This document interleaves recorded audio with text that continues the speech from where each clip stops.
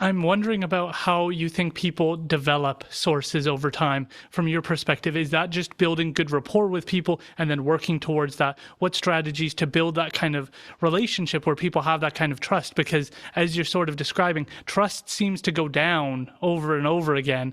And yet, when you're cultivating sources, building those relationships, they're trusting you with their name, with what they're telling you. And that's a complex relationship to build and not one that many people have an experience having that type of trust with another person. Yeah, that's a great question because there are some people, I talk to them and they talk to me about other journalists, and what they'll say is what they appreciate about me. And sometimes it's subconscious, like I'm not doing it on purpose. And sometimes you have to just be thoughtful.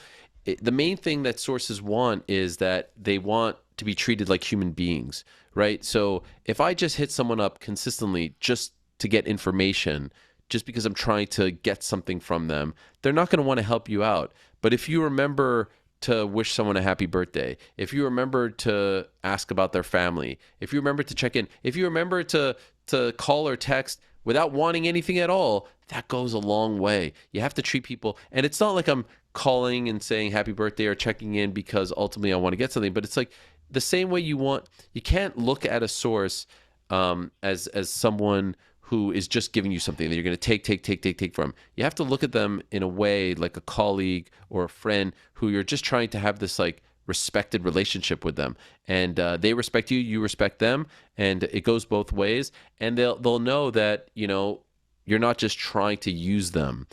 And ultimately, when you get past that, they have to know that they can trust you. And this is what I say to people all the time. Like sometimes they get worried, like you can't use my name, and this has to be between us.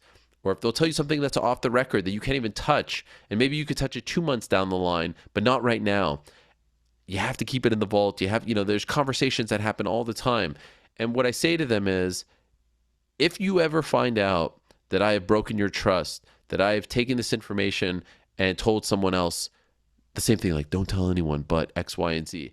I want you to never talk to me again. I want you to lose my number. I want you to hate me because I'm telling you right now that you can trust me, that I'm going to put this in the vault, that I will never break your trust. I've had moments in my career where the likes of Dana White has looked at me face to face, yelling at me, saying, "Who told you?" And I would never in a million years tell anyone who told me if they asked me not to tell.